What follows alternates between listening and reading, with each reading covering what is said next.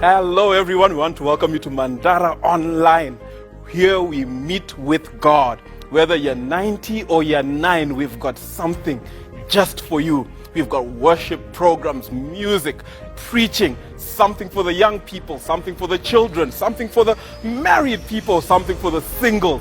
Everybody, you need to tune into Mandara Online. Worship the Lord, praise His name. Even if you want to know how to manage your money, we've got something here for you. Like, share, and subscribe to our channel. This is the place to be. Apa ni apa Zakaita senyanza. Apa ni apa Zakaita senyanza. Rudo rwa Jesu Sanganisa. Rudo rwa Jesu Sanganisa. Apa ni apa Zakaita senyanza.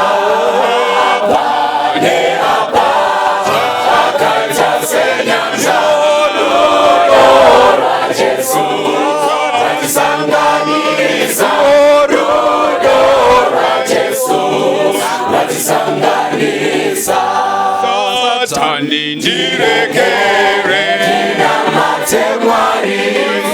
Satani ndirekere Tina matemwari. Rudo rwa Jesu rwatisanganisa. Rudo rwa Jesu rwatisanganisa. Satani ndirekere Tina matemwari. Satani ndirekere Tina matemwari. Rudo rwa Jesu rwatisanganisa. Rudo rwa Jesu rwatisanganisa. Apa ne apa Zakaita senyanza.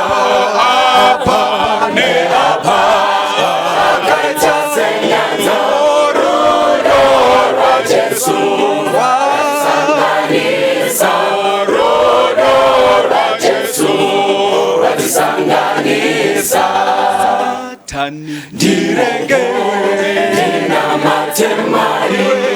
Satani ndirekere Tina matemwari. Rudo rwa Jesu rwatisanganisa. Rudo rwa Jesu rwatisanganisa.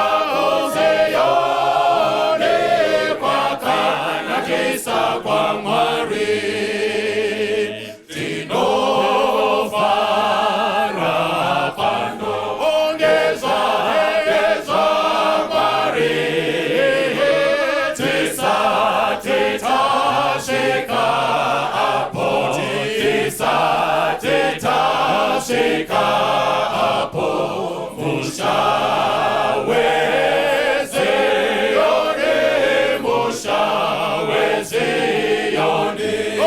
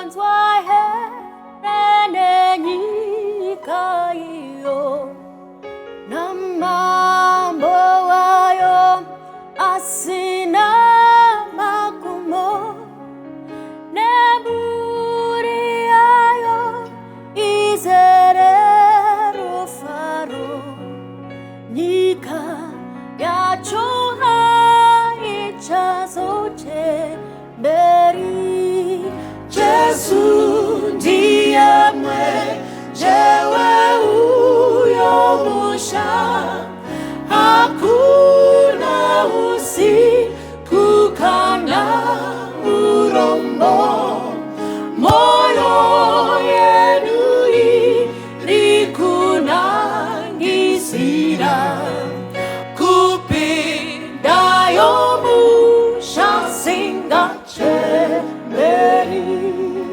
amaya nguzi nozofaza sengi kuti iwe eni tazoponeswa maza para ndaramba inokosha ticha hapinda kana taponeswa Jesu ndiye mwenyewe uyomusha hakuna usiku kana urombo moyo yenu Baba kunangisira kupinda mushasinga Jesu ndiye mwenyewe uyomusha hakuna usiku kana urombo moyo yenu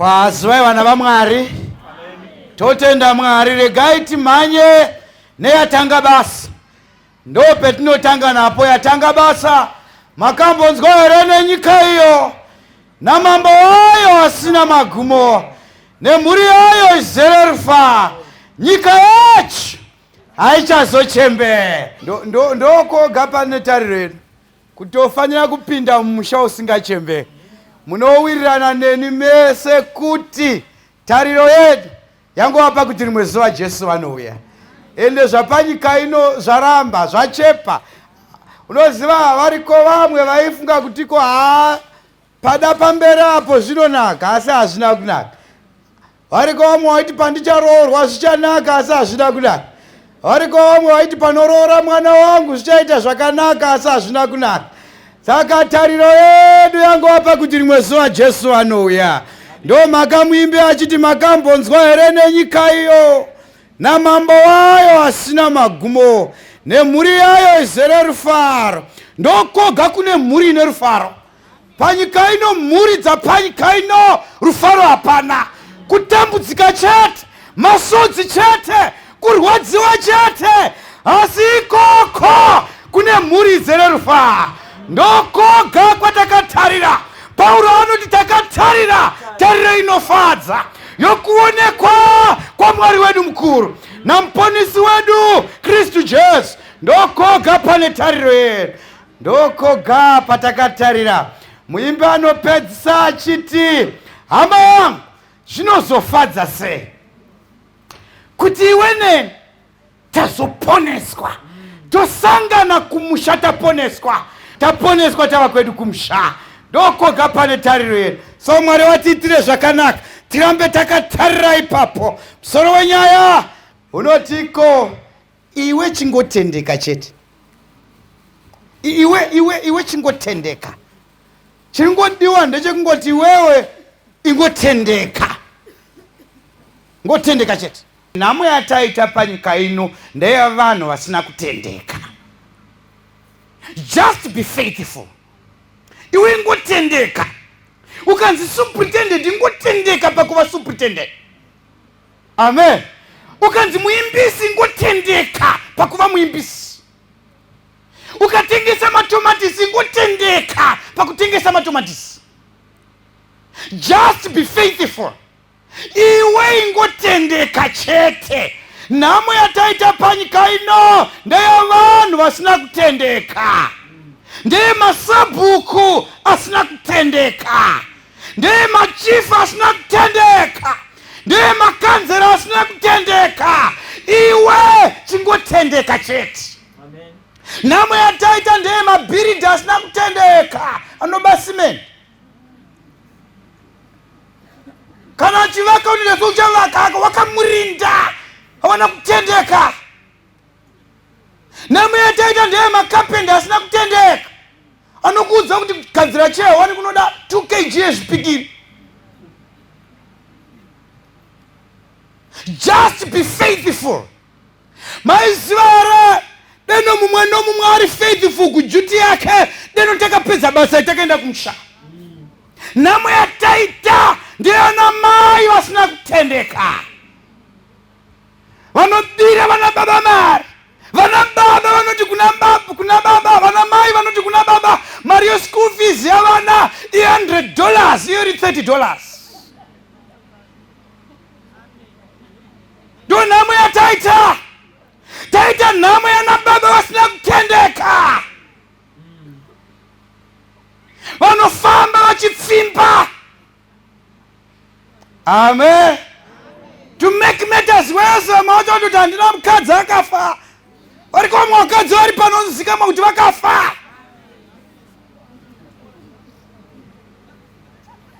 Iwe chingotendeka.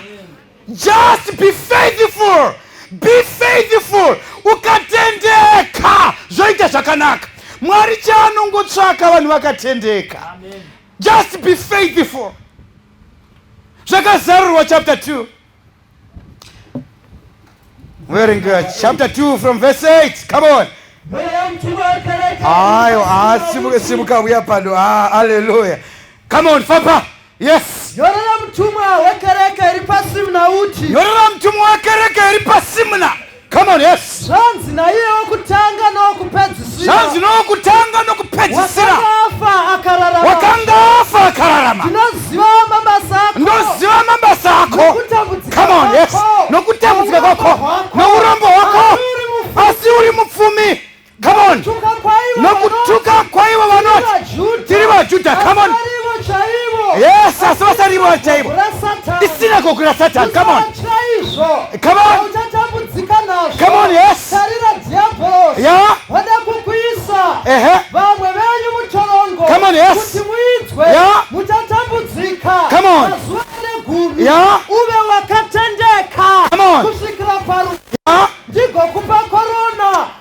Hallelujah. Mwari vakomborekerwa kweinzwi ravo. Ndopatiri kurava ipapo papedziswa paverse 10 pachinzi asi uve wakatendeka kusvikira parufu ndigokupa korona youpenyu. Saka iwe ingotendeka chete. Iwe ingotendeka. Just be faithful. Ingotendeka. But ndikaititarire kumusoro nemhakai pari kunzi nyorera mutumwa wekereke iri pasimna. Saka kereke yepasimna ndo kereke yepirika. Kwatanga yepaefeso kotevera yepasimna panopedzisira nerodhokia paya. Saka ndo makereke akararama mukati mapasi. Yapaefeso ndo yakasiyiwa naKristu iri panyika yaiva navadzidzi. Iyi yepasimna ndo inobva pana AD 100 kusvika pana AD 300. One other time aimbotungamirira kereke ainzi Polycarp. The leader of this church at one other time ainzi Polycarp. Polycarp kwakapiwa mutongo namambo kuti endai munomutora anofanira kufa. Paakasvika kwaari vakasvika iri Friday evening, sabata ratanga, vatogadzirira kuti vanopinda musabata. Zvikanzi tauya tanzi tofanira kukuuraya, asi tinokuziva uri murume akarurama, Polycarp. Saka iwe chingoramba Mwari wako, chingoramba nyaya dzaJesu. Tumva taenda tonoti chaiti zvaJesu. Polycarp akati, no, I have served this Lord for many years and he has never wronged me. How can I blaspheme my Lord and my Savior? It's better I die. Kufaifuma kana tafa tiri mavoko amponesi. Makanganwa here tapedza shoko rengirozi nacho pavhesi 13 pachapter 14 panonzi nyora vakakomborerwa vanofa kufa vachifa munasheka kubva zvino kuti vazorore pakubata kwavo, asi mabasa avo anovateerera. Saka vakakomborerwa vanofa vachifira munashe. Iwe ingotendeka, just be faithful, ingotendekayo. Amen.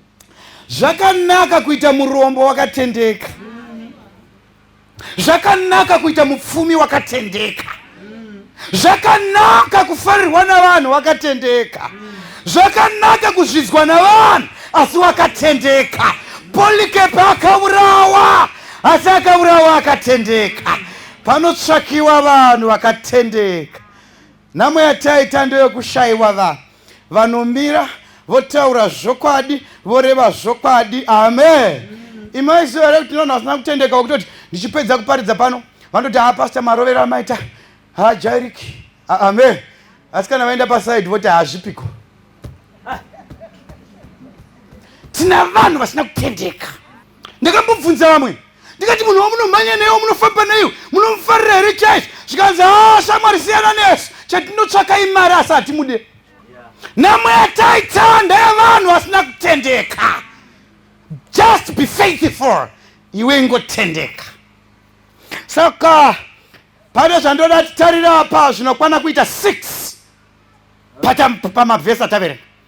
Why you are supposed to be faithful. Number one, verenga verse 8. Verse 8. Yeah, come on, verse 8. Verse 8. Yes. Yeah. Come on, number one. Anotituma kutendeka ndiye wokutanga nokupedzisira. Saka ari kuti mwanangu, mavambo enyika asati avapo ndiriseri kwapaivapo, nyika isati yavapo ndaivapo, pamagumo ndinenge ndiripo, and I'm always there kusvika kumagumo. Saka tendeka. Saka anotituma kutendeka, he is the Alpha and the Omega, the beginning and the end, the great I am. Nokuti panonzi the first and the last. The other phrase rechihebheru inoenderana naro phrase ndeyekuti I am. Ndiye akataura naMoses pagwenzi raipfuta, ndiye ari kuti tendeka. Haleluya. Muripo here vana vaMwari? Saka ndiye Jesu anoti, mwanangu, mavambo edzinza rokwenyu asati avapo ndaivapo, saka tendeka. Zvikwambo zvakatorwa nasekuru vako pavakamhanya pachipingi, pavakaende pamalawo, vakauya nazvo, ndakanga ndakatarira. Saka iwe usatyisidzirwa nazvo, tendeka. Ndini wokutanga nokupedzisira, mutana wamazuva. Ndaivapo nyika isati yavambwa, ndakavamba nyika ino, ndini muridzi wayo, iri muruoko rwangu. Saka usatya kutendeka nokuti una vakuru. Because paakamuka akati ndapiwa simba kudenga napanyika. Saka tendeka. Anewe ane simba kudenga napanyika, ane simba pamusoro pavaroi vose, ane simba pamusoro peurwere hwose, ane simba pamusoro pezvinonetsa zvose. Hapana chinomukurira. Saka tendeka usingatyi. Amen. Tendeka. Iwe ngotendeka chete. Number two, panonzipo I was dead and I'm alive. Ndakanga ndafa basi ndimpe. Amen. He's a live man. Job anotiko ndinoziva kuti mudzikiniro wangu mpe uye kuti pakupedzisira uchasimuka panyika ndichaona Mwari nameso angu kunyangwe icho dzangu dzapera ndichamuona. Saka he's alive. Vaimbi vekwedu vanoti because he lives I can face tomorrow. Because he lives all fear is gone. An empty grave is there to prove my Savior lives. Mpei norangarira nhoroondo yake kuti ndiye akaberekwa panyika, kaberekwa kudangara madhongi. Amen. Paanoberekwa vanhu vokuchechi they were not ready kuudzwa kuti muponesi aberekwa. Handerere zvakadaka. Vanhu vokuchechi, vafundisi, maerid nemadhikoni, amen, vakanga vasiri ready kuudzwa kuti muponesi aberekwa. Nyaya dzokuberekwa kwake dzakatonoudzwa vakomana vaifudza makwai kuti muponesi aberekwa. Good will towards man. Muponesi wavanhu aberekwa ndiye anotitendeka. Pavakasvika pari vhesi inoti vakaona mwana namai vake. Come on church. Afapaine vakaona mwana namai vake. Under normal circumstances vaifanira kuona mai nemwana because munhu mukuru ndiyo ndakakuoneka. But vakaona mwana namai. Saka vakaona ndi muponesi wenyika. Saka pavakaona mwana namai vhesi inotiko vakapfugama vakamunamata. Come on church. Muri perechechi yemwana vakapfugama vakanamata muponesi. Anonamatwa ndi Mwari ndiye woga anofanira kunamatwa. Denu vaifanira kunamata muna mamwe mazita. Ndo musi vangadai vakati mai Maria kana mwana asvinura mukotireverera. Haleluya. Havana kudaro vakanamata muponesi. Anonamatwa ndi Jesu. Just be faithful man. Iwe ingotendeka. Anonamatwa ndi Jesu. Amen. Tererai vana vabwari. Nyaya dzokunamata panotsvakiwa vanhu vanotendeka pakunamata. Amen. Ndio maka Joshua akati Saurei wamuda kushumira. Vamwari veshumira namadzibaba enyu muri kwerwisi. Kana vamwari vavamuri vamugere munyika yavo. Asi kana ndirini neveimba yangu tichashumira Jehovha Mwari anopora. Amen. Musakanga mwavakomana pamoto uya wopfuta Shadrach, Meshach naAbednego vanoti King Nebukadnezar hatifaniri hedu kukupindirai pamusoro pechinhu ichi. Asi Mwari wedu watinoshumira unogona kutirwira pachoto chomoto. Asi kana Mwari akasatirwira zivai nyai hatinamate vamwari venyu.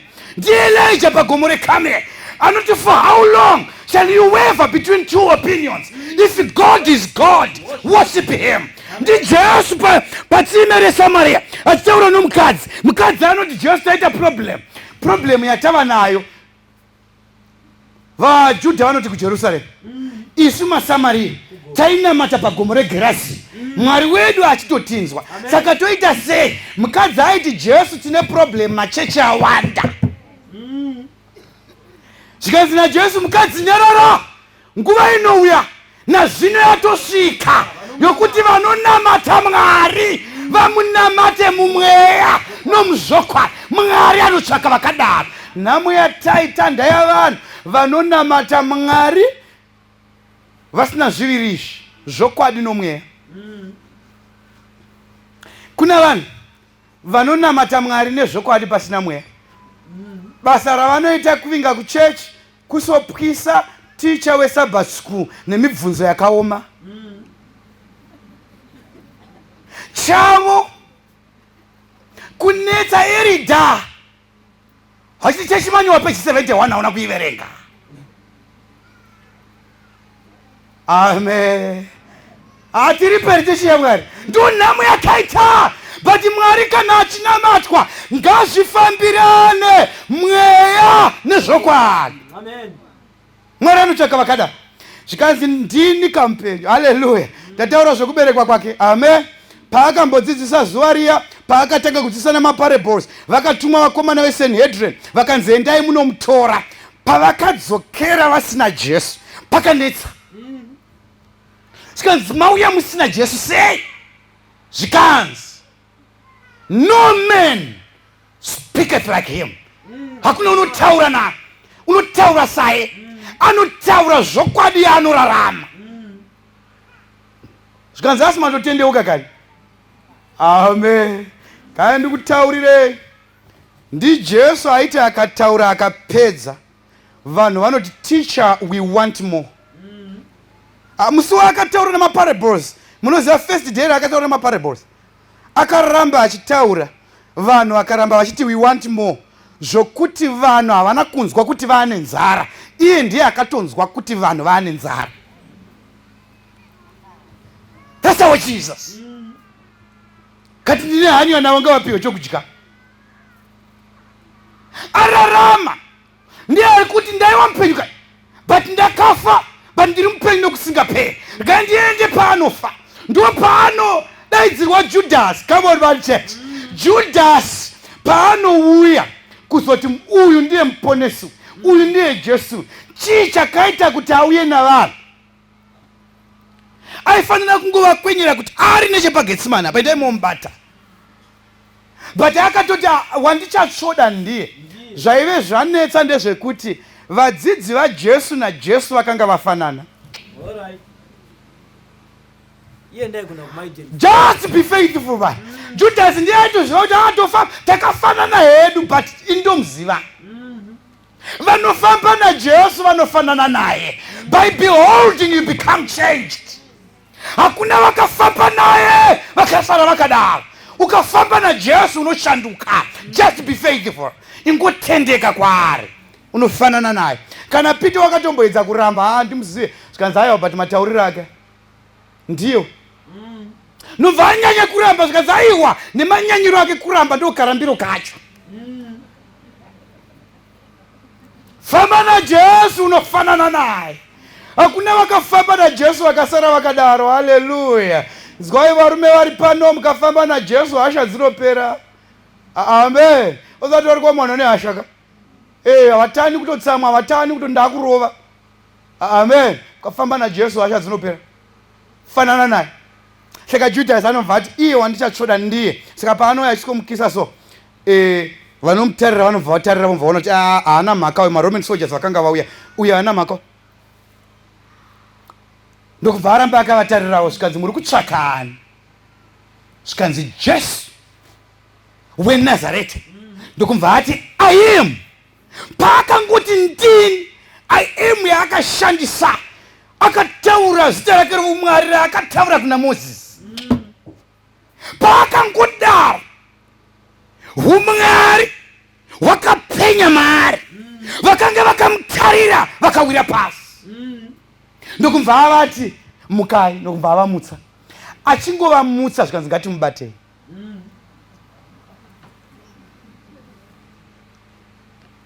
Kune vanhu vane nharo vane maramba denga asingajairiki vakarwirwa paCovid but vanongoti Jesu hatimudi. Iwe unofunga kuti paukarwirwa paCovid waipfeka maski zvakanaka here? Iwe kune madhokita aipfeka maviri akatestwa aizikamwa kuti ayari right asi vakafa. Wakapona nenyasha dzaMwari. Haikuna kuzvidza unyoro hwaMwari. Haikuna kuramba Mwari. Haikuna kuramba uri muchivi. Tendeka kuna Jehovha. Amen. Akakurwira ndiMwari. Vachipedzazvo Peter ndokutora banga ndokucheka nzeve. Amen. I mean, for your own information, I could say Judas was calculative. Judas aitofunga kuti Jesu abatike because vakamboedza kuda kumubata kumusaidzira kumawere. Judas akapunyika. I mean, Jesu akapunyika nepakati pavo. Saka Judas aiti Jesu abatiki. Saka pandichavaratidza Jesu mari ndiinayo, pavanotadza kumubata ini mari ndinayo. Yeah. Vakamboona here vanhu vanoshavira Judas nemedzi dzaJudas. Vanotengesa kunyange zvakaora, vanoti pamuchanozvionera kumba hameno yenyu mari ndatora. Amen. Iwe wakambotengeserwa mota here kuti unodhiraivha ngosvika kumba kwako chete. Mangwana yofuma isingamuki. Achidaidzira kuti takawirirana takasainirana. Zvokuti haichafambi ndezvako. Vaneshavira Judas. Rumbavha. Just be faithful. Regai kutaurira vana vaMwari. Kana uchitengesa matomatoes chingoti aya akaona rimwe side. Kana muchada tenga henyu asi muchashandisa side 1. Amen. Ingotendeka iyi mota iri kusmoka iyi. Kana mungaidawo inogona kunge yakafa engine asi ndiri kuitengesa yakadaro. Just be faithful. Amen. Hallelujah. Muri pere chechi yaMwari. Iwe ingotendeka. Ingotendeka. Saka Peter anobva atora banga anobva acheka mwenzeve. Achingopedza kucheka mwenzeve ndokumva Jesu anonga nzeve yacho ndokumva aidzorera. Vanhu ndokushamisika vachipedza kushamisika zvikanzi ngatimubatei. Ndo nhamo yataita yavanhu varwirwa naMwari, vaona ruoko rwaMwari, vaponeswa naMwari. Vamwe vakarima mabhanana vakanyura, vamwe vakaenda kumaketi nenzimbe vakanyura, asi iwe gore negore unoenda hausati wanyura. Tendeka kuna Mwari. Just be faithful.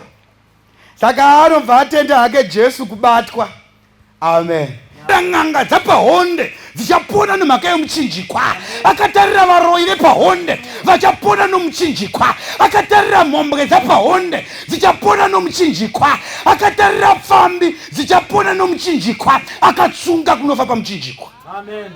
Kuti anofanira kupona ndokumva aenda pamuchinjikwa akatenda kufa. Hallelujah. Ndokumva anovigwa come Sunday morning. Hallelujah. Akavigwa on Friday ndokumva aswera Sabbath akarara arimo muguva come Sunday morning. Hallelujah. Ndokumva Gabriel atumwa kunodaidza mukomana zvikanzi mukomana wakapedza basa, baba vanokuda kudenga. Ndokumva amuka haana kumhanya akatanga apeta machira akaisa parutivi. Amen. Just be faithful man. Aiwe ngotendeka kunyange zvikauraisa kuna Jesu akamuka. Paakamuka because vana Peter kana John pavakauya vaudzwa naMary kuti amuka vakasvoti tazviziva kuti amuka because kapeterwo kamachira. Ndo mapetero aita machira tichiri panyika. Saka amuka. Saka paakamuka haana kumhanya. Hallelujah. Unoziva musuwo yesecurity yenyika yakaexposwa because vakomana vayo vakanga vari special force yenyika ndio vakaenda kundorinda. Amen.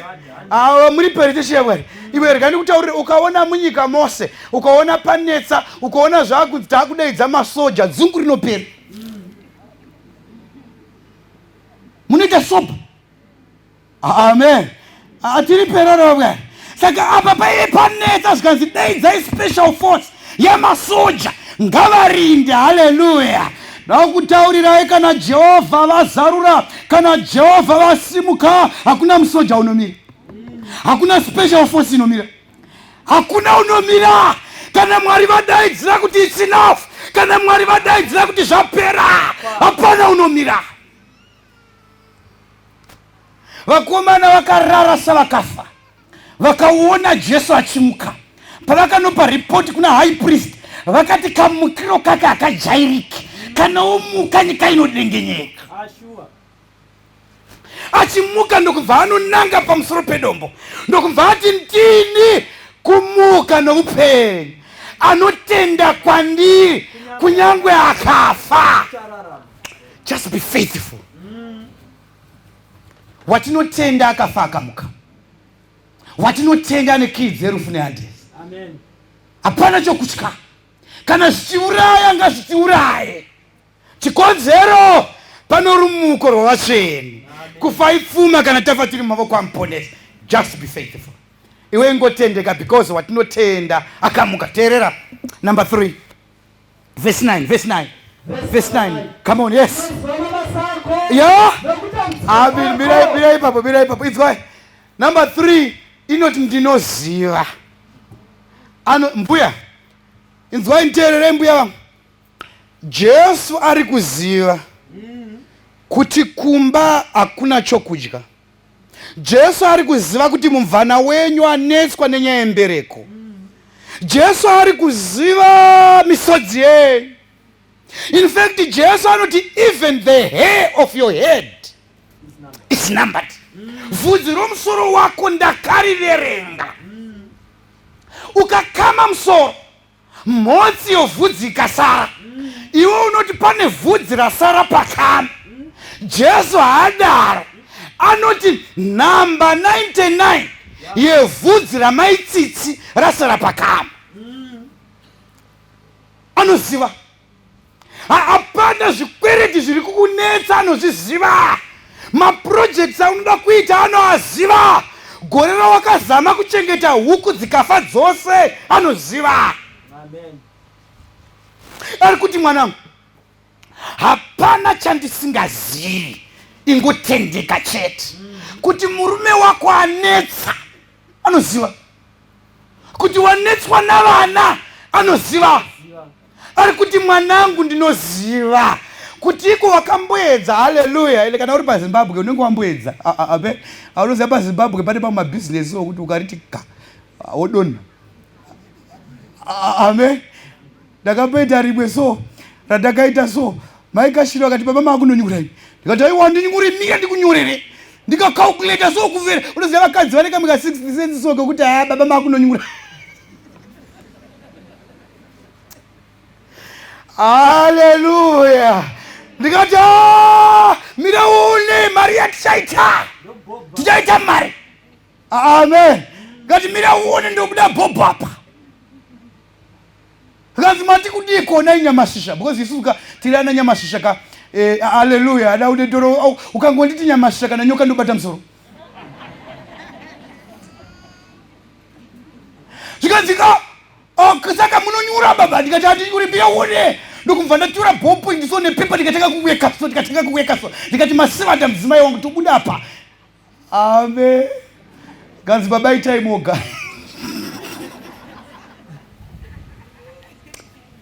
Rega ndikutaurire, nepa wakambonyura, Mwari unopaziva. Nepa wakazama zvikarapa, Mwari unopaziva. Novutakataka wako, maweaknesses zako, Mwari anoaziva mani. Hapana chaasingazivi. Saka ari kuti mwanangu, nokuti hapana chakavanzika kwandiri pamusoro poupenyu hwako, wadiwa ngotendeka. Chingotendeka. Ndiri kukuziva mwanangu, uri kuzama. Zviri kunetsa pati ingotendeka. Vana vakunetsa. Vari kurova guka nomusombodhia. Uri kurwadziwa nazvo. Pamwe pacho unenge waenda kuprayer band. Pamwe pacho warara ku night prayer. Wazama. But vana vacho dzavanzenza. Wazama mwanangu. Ishe unoziva. Ishe unoziva zvose zvatiremera. Iwe chingotendeka. Just be faithful. Ramba wakatendeka, usaneta. Ramba uchiita kuda kwa Mwari unoziva. Hapana zvakavanzika pamberi pake. Saka anoti I know. Hallelujah. Pamberi pacho number 4 anomva atiye ndinoziva kutambudzika kwako nourombo hwako asi uri mupfumi. Anoona number 4 maonero akakasiyana nevanhu. Vanhu pavanoti wapera, Jesu anoti wasati wapera. Hallelujah. Vanhu pavanoti uri murombo, amen. Iye anoti uyu mupfumi. Chikonzero anoziva ini Mwari wokudenga. Hamuri pere vana vaMwari. Saka iwe nokuti maonero avanhu nemaonero aMwari akasiyana, ramba wakatendeka. Amen. Atiri pere cheche yaMwari. Imi maiziva here kuti paunofunga kuti vamwe vanhu vari nani, uri nani kudarika iwe? Muri pere cheche yaMwari. Tirire zvakanaka. Imi maiziva here kuti panapa pane dzimwe chembere dzokuti dzakabereka vana dzikaita vazukuru. Hakuna kana muzukuru mumwe unogara nambuya. Amen. Vari kuva mwana sekuru pano vakabereka vana vakaita vakakanganwa kuti vakaberekwa. Mombe mudanga makatengesa dzose kuti aende kucollege, but akakanganwa kuti kuna vabereki. Atiri pere vana vaMwari. But unongoona chembere dzacho dzichimba ndinofara nhasi, ndinofarana. Kuti chembere inofarei? Izvo ina Jesu pamoyo. Nzwa maonero avanhu namaonero aMwari akasiyana. Variko vamwe vakakondemwa. Mayouth atori pano akanzi aya uyu hapachina. Regai ndikutaurire, kunyange ticha wako akakudza kuti hapachina, kunyange hama dzako dzakakudza kuti hapachina, pachine tariro muna Jesu. Amen. Hapana situation isiri reversible. Hapana situation isingagadzirwe na Jesu. Hapana chaasingagadzire. Vanhu maonero avo nemaonero aJesu akasiyana. Saka ramba wakatendeka. Then the other one, number 5 on verse 10. Tell her verse 10. Verse 10. Verse number 10. Come on, yes. Usatya. Usatya. Hallelujah. Terera church tendeka because Jesu anoti usatya. Amen. Usatya. Kunyange nezvinotyisa zvinototyawo. Usazvitya. All right. Satya. Nhamo yataita navanhu ndeyekutya. One other writer anotiko phrase yekuti usatya. Phrase yekuti usatya. Do not fear. Do not be anxious. Yakanyorwa 365 times in Bible. And gore redu rine 365 days. Every day Jesu ari kuti usatya. And zvaita kuti vanhu vazhinji vasatendeka kutya. Ende maiziva here kuti vamwe vanhu chaita kutiko vasabudirira paupenyu kutya. Amen. Kutya. But ukaverenga deserve pages, the reason why Jesus achieved many things is because he tried many things. Ekuna kutya kuzama. Amen. Wakamboona here vana vanotamba fish. Wakamboona. Unosika vana vachitamba fish so. Vachitamba fish so. Mumwe akabata uko so. Unoona mumwe akangomira achida kupinda so. Achida kupinda akangomira achika kupinda. Kongouya kamwe kapfupi kongopinda kotaka kutokotapa. Mumwe achikotya. Usatya. Kana wafunga chawafunga, enda unonamata. Oti Mwari ndavakuvhura teneka dzekuisa mabanana. Enda ineni. Perekedzei. Hallelujah. Haikuna kutya. Mwari vanewe. Havakusiyi uri woga. Just pray and say, dear Lord, I'm going. Satya. Hallelujah. Saka zvaita kuti vanhu vasatendeka kutya. Ukabvunza vamwe pano kuti nemhaka yekembi usina kuvunza ndakatya kuti ndofa nenzara. Kone mhaka yechegumi usina kutendeka kuna Jehovha ndakatya kuti mari yeschool fees inoshota. Just be faithful. Usatya kutendeka. Tendeka kudenga kuna Mwari. Hakusiyi uri woga. Now listen to this one. Number 6. Hallelujah. Number 6. Amen. Number 6. Inotiyo muchaedzwa, vamwe venyu vachaiswa mutorongo mazuva anegumi. This church yepaSimna yakatambudzwa for 10 years. Okay, 10 days ka prophecy ndo 10 years. Amen. Saka vanotaura navanorava vanofungidzira kutiko it was around AD 303 kusvika pana AD 313. For those 10 years the church was persecuted. Church yepaSimna yakatambudzwa, yakaedzwa, vanhu vakatambudzwa. But listen to this. 10 days. Vakatambudzwa kwe 10 years. Kwete kwe 9. Kwete kwe 11.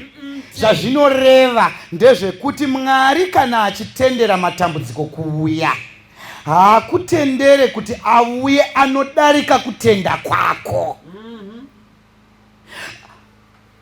Matambudziko amunoona awira vanhu panyika anongoenderana navo nokutenda kwavo. Amen. Zviriko zvimwe zvakawira chirikadzi dziri pano zvokuti Mwari andoziva kuti zvandingazviwisiri kuna mufundisi ndikazvipa mufundisi Kashiri vanoputsika pakutenda. Ndio mhaka zvakawira iwe.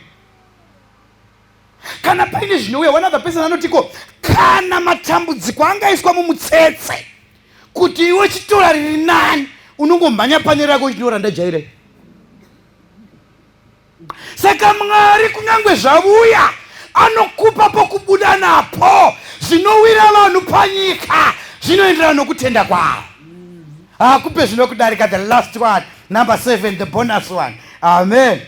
inobva yati uve wakatendeka kusvika parufu ndiko kupa korona youpenyu.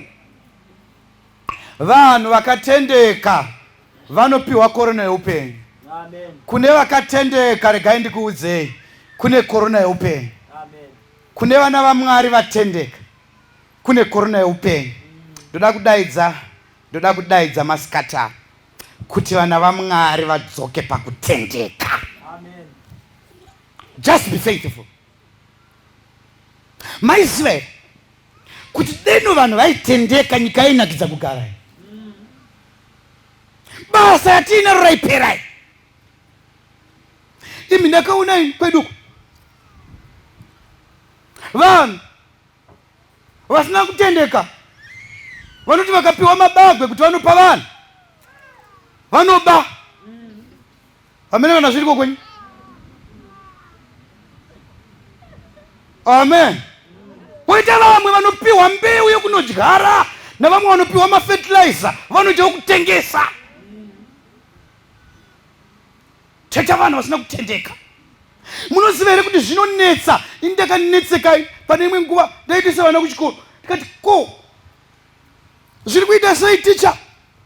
Zvikanzi mwana wenyu dambudziko chai.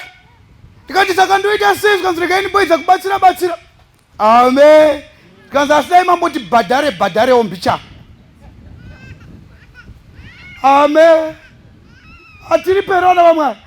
Ndikati alright, panoda mari ndibhadhare. Ndabhadhara. Mwana akatenga kurova chirungu, but pandakanoti tinyatsoedza kuti mwana ari sei, content hapana. Maticha mozviziva ari pano. Mwana anenge achirova chirungu achishisina chirungu, but haana substance. Pari kutsvakiwa maticha akatendeka.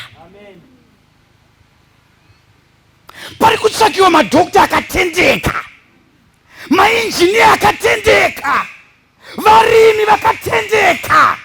Mwari ari kuti chanetsa panyika pana vanhu vari pamabasa napanzvimbo vasina kutendeka. Amen. Kana msati mazviona zvichekei. Kunyange nekumachechi bhodhi woko yenyu pane vamwe vamuri kutuma kunotenga zvinhu $5 vari kunoudza kwavanotenga kuti nyora risiti $15. Taita madhikoni asina kutendeka. Ndonama yataita. But Mwari unodaidza iwe chingotendeka. Kana watendeka zvinomira zvakanaka. Ndakudaidza masikata vanoti Mwari ndibatsiraiwo padzoro rangu ndoda kutendeka. Pamakandidaidza kuva superintendent, pamakandidaidza kuva nhengo yesangano, pamakandidaidza kuva Dorcas leader, pamakandidaidza kuva church elder, pamakandidaidza mukereke yenyu. I want to be faithful. Ndoda kutendeka. Vakadaretai amen. Muimbisi piwa mike tava kurova. Vana vaMwari vanoda kutendeka. Tava kurova rukariro uru rwangu rusimbiro kuna Kristu. Handidayiri nemunhu asi muzita raJesu. Number 39, I think so. Hallelujah. Rukariro uru rwangu rusimbiro kuna Kristu. Handidayiri nemunhu asi muzita raJesu.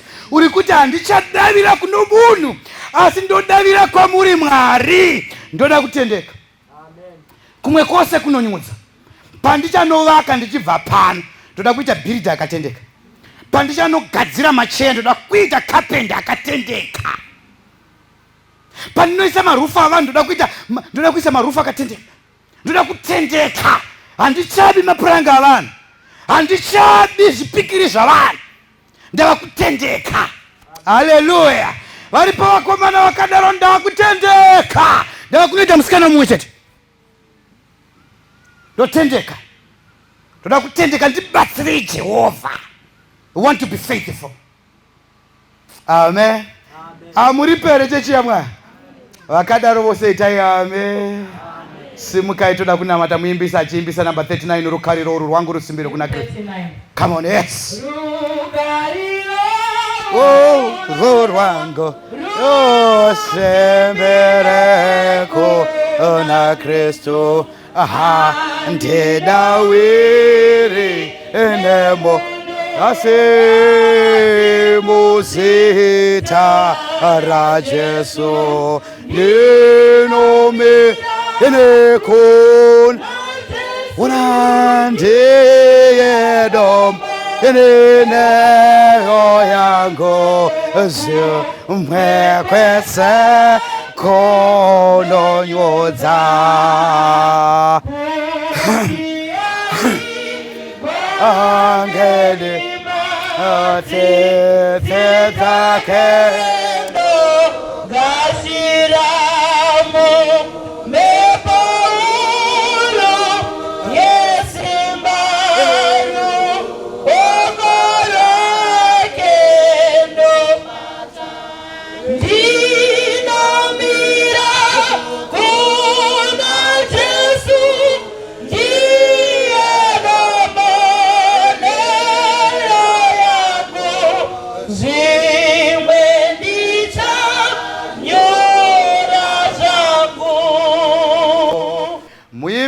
kwedu anoti rukariro uru rwangu rusimbiro kuna Kristu handidayirire munhu asi muzita raJesu. Omva ati kumwe kwese kunonyudza. Oti chirangano nechitsidzo chake ndokwendinoenda ikoko. Omva abvuma kuti kunyangwe avigwa nedima tsitsi dzake ndogarire. Uri kuti ndanamata poita sokuti handina kupindurwa asi ndogara patsitsi dzake. Hakuna kumwe kwandinoenda, ndomira patsitsi dzaMwari. Haleluya. Ndokoga paunomira ipapo. Saka patava kunamata kandidaidze vafundisi vauye kuzotinamatira. Haleluya. Patinenge tava kunamata Pastor Mutandabari varipo here? Yes, munhu waMwari wai mutinamatira. Thank you mufundisi. Wai mutinamatira. Na mufundisi wauye kuzotinamatira. Amen. Pava kunamata. Ini ndataura nemi masimuka moda kutendeka kumirimo yenyu. Moda kutendeka pazvose. Haleluya. Nemhaka yekuti kunyangwe navana venyu imi vanotiudza kuti iko nhamo yandaita nababa namai ndeyekuti vanondinyebera. Amen. Tiri pera naVaMwari. Mwana anonzi kuti tumiriwo mari toda kutenga mombe. Mombe yonzi 200. Kumwana vanoti ndeye 300. Ndo nhamo yataita. But muri kuti Mwari ndibatsire. Ndoda kutendeka. Haleluya. Ndaudzwa rumwe rungano rwokuti mwana akanzi kuchikoro. Head vakataura namaticha vakati mamirira zvakaita pane zvatoda kugadzira. Vana ngavauye $1. Ticha nomva aenda kuvana akanoti hanzi uyai nema$2. Mwana ndokumva aenda kuna mai nomva ati tanzi tiwe nema$3. Mai ndokumva aenda kuna baba vakati tanzi tiwe nema$4. Ndo nhamo yataita mari. Pari kutsvakwa vanhu vakatendeka. Ima musati mambovanzwa here vanhu imi muchiburuka pano pamutero pamakevhe epahauna apa achifonirwa pafoni. Uri kupi? Anodaira ndakutopinda mamutare. Taita vanhu vasina kutendeka. Just be faithful. Haleluya. Kana matendeka ipapo motendeka kuna Jehovha. Haleluya. Saka ndoda kunamata navanoti Mwari mandibatsira kutendeka pamirimo yangu, mandibatsira kutendeka paupenyu hwangu. Ndoda kutendeka kwamuri pane zvegumi nezvipo. Haleluya. Mwari ndatendeka apa mandikomborera pazvegumi nezvipo. Ndoda kutendeka. Haleluya. Vandoda kuti mfundisi vanamatira. I don't have a problem. Vachanamatira vanga vakatotendeka nechikudhara vachavanamatira. Haleluya. Amen. But vandoda vasimudze maoko ndevari kuti mfundisi chokwadi chaicho panyaya dzokutendeka pazvegumi nezvipo ndanga ndabva. Ndanga ndichimboita apo napapo zvikapuresa ndorega. Pamwe pacho ndanga ndatorega. Pamwe pacho ndaingoitawo kuti mazita angu riwanikewo kwatirehara asi ndisingaite any honest tithe and offering. Batsirewo Jehovha nditendeke. Vakadaro ingosimudza ruoko rwako. Haleluya. Batsirei Jehovha. Ndanga ndabva pane pandanga ndabva but pamusangano wakadai ndizokeri ndakadaro ndatendeka pazvimwe zvose. Mwari ndibatsirei nditendeke kwamuri nokuti muri Mwari wangu ndimunokomborera pamirimbo yangu. Haleluya. Tiri pere chechiya bwana. Imi fambai muye kuno mfundisa kuna matire. Fambai muimbisa asikuimbisa fambai muye kuno. Fundisa kuna matire. Haleluya. Fundisa wanafanya kuna matire. Ndandava ini. Ndandava pati pamusangano una ndidzokere ndakada. Ndandava pakutendeka pazvegumi nezvipo. Pati Mwari ndibatsire. I want to be faithful. Hallelujah. I want to be faithful. Hallelujah.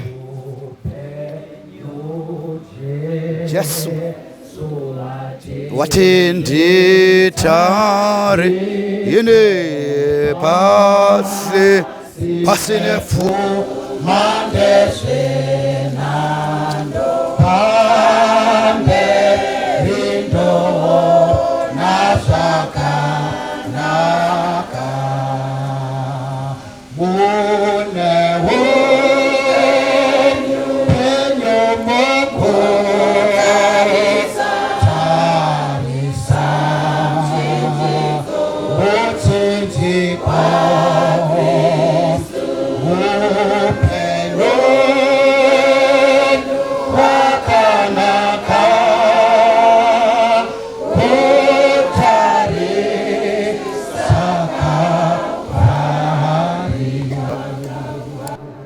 mfundisi vavakunamata baregai nditaure woimwe nhamo yataita ndeyevanhu vanotendeuka vasina kutendeka, vanonyeba kuti tauya.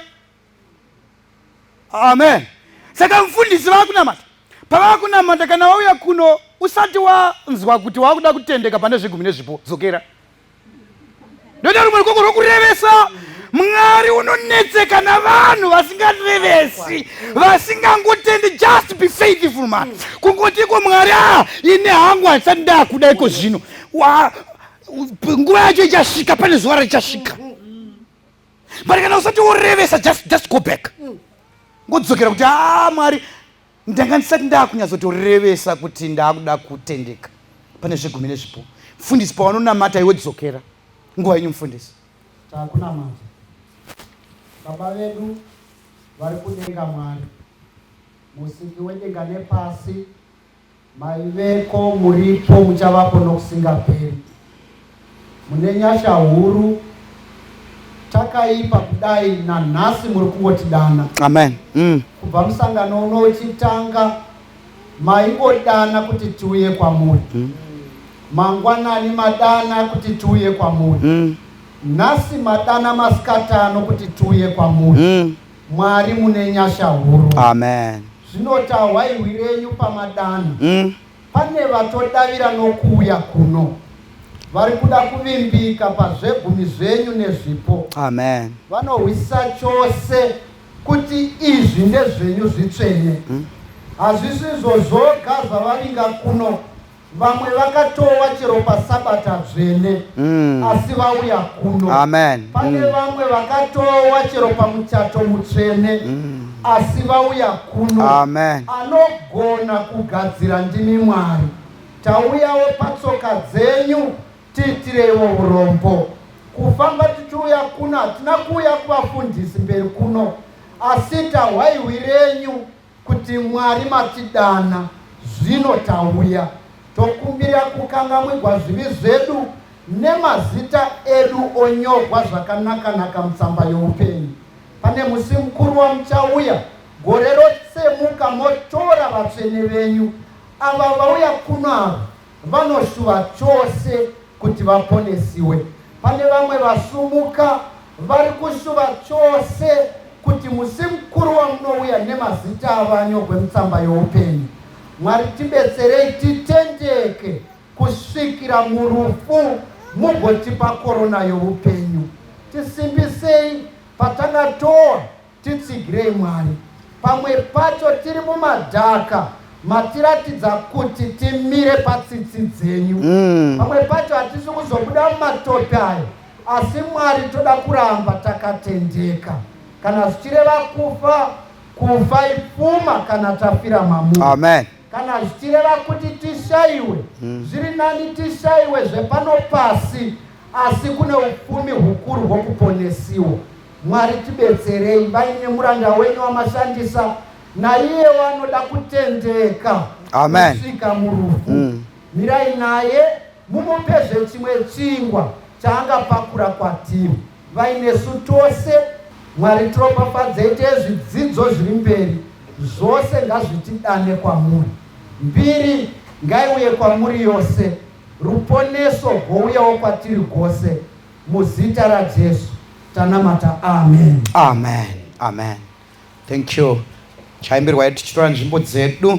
Rukariro uroramo rusimbire kuna Kristu adira wirinde munhu asimuzita raJesu dinamira kuna Jesu diedomorero yangu chimweni chanyura changu kuti awe panedima sisi dzake ndongarira mumepo huru yesimba ruoko rwake ndobata ndinomira kuna Jesu ndiye domborero yangu chimweni chanyura changu chirongano chake icho chidzidzo cheroparo chinondipa rusimbiro pakati pematambudzo ndinomira kuna Jesu ndiye domborero yangu chimweni chanyura changu apo anenge ouya edzuri ichazoridzwa ndinoda kuti ndimire naJesu parudyi rwake ndinomira kuna Jesu ndiye domborero yangu chimweni chanyura changu apo anenge ouya edzuri ichazoridzwa ndinoda kuti ndimire naJesu parudyi rwake ndinomira kuna Jesu ndiye domborero yangu chimweni chanyura changu Jesu Kristu nitwala bonga kunye kuzojula bonga kunye kuzojula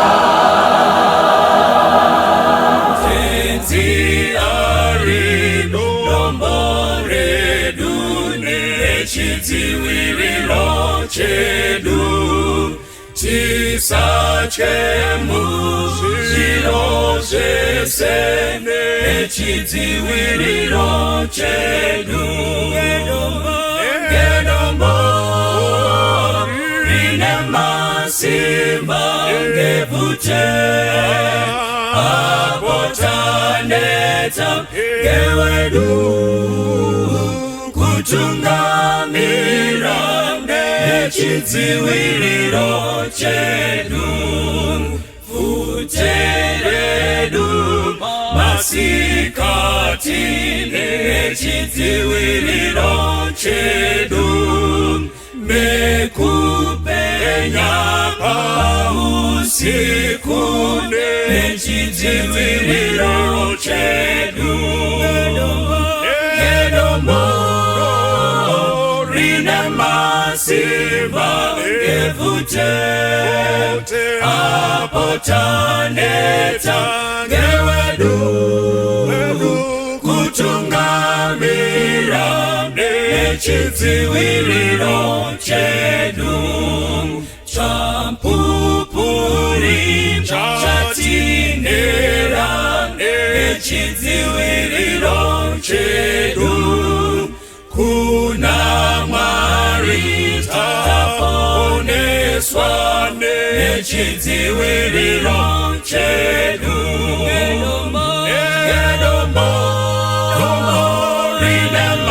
Simba ngevute apotaneta ngewedu kutungamira nechidziwiriro chedu Omwari bakoredu nechidziwiriro chedu kubatsiri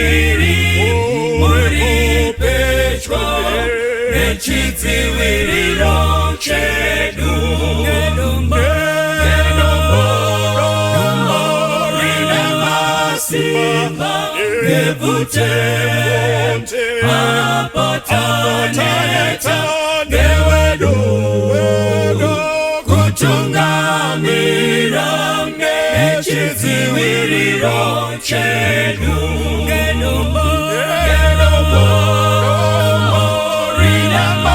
Simba ngevute apotaneta ngewedu kutungamira nechidziwiriro chedu rine masimba ngevute apotaneta ngewedu kutungamira nechidziwiriro chedu.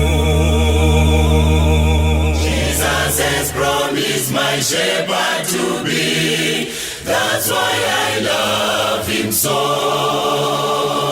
And to thy children he said, come to me, that's why I love him so. That's why I love him, that's why I love him, because he first loved me. When I'm tempted and tried, he's close by my side. That's why I love him so. He that we claim to his bosom will take. That's why I love him so. Never will he for a moment forsake. That's why I love him so. That's why I love him. That's why I love him. Because he first loved me. When I'm tempted and tried, he's close by my side. That's why I love him so.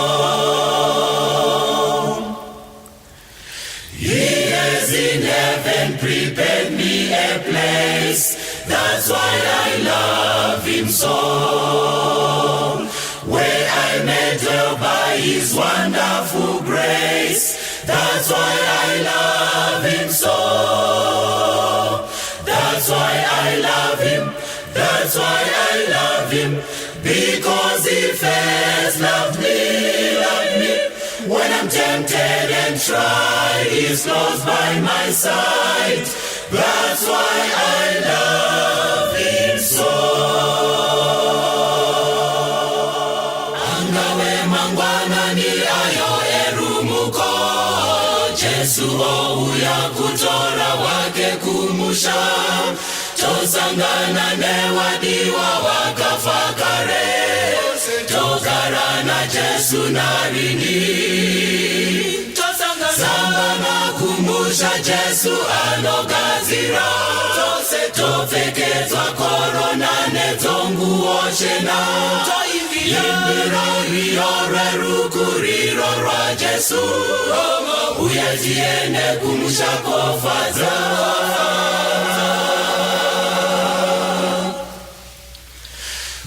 Rutari changera kashongedzwa somwenga. Zuwa ripenyi Jesu ndiye chiedza. Nzira dzaro dzichange dziri dzendarama. Ngatisangane kumushako. Sangana kumusha Jesu anogadzira. Topfekedzwa korona nedzonguo chena. Imbira rwiyo rwerukuriro rwaJesu. Uye tiende kumusha kofadza.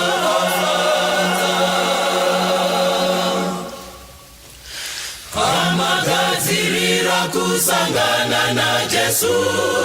Nekukasika wamanda yake yorira. Zviratidzo zvekuuya kwake zvopera. Iwe neni ngatisangane. Sangana kumusha Jesu anogadzira. Topfekedzwa korona nedzonguo chena.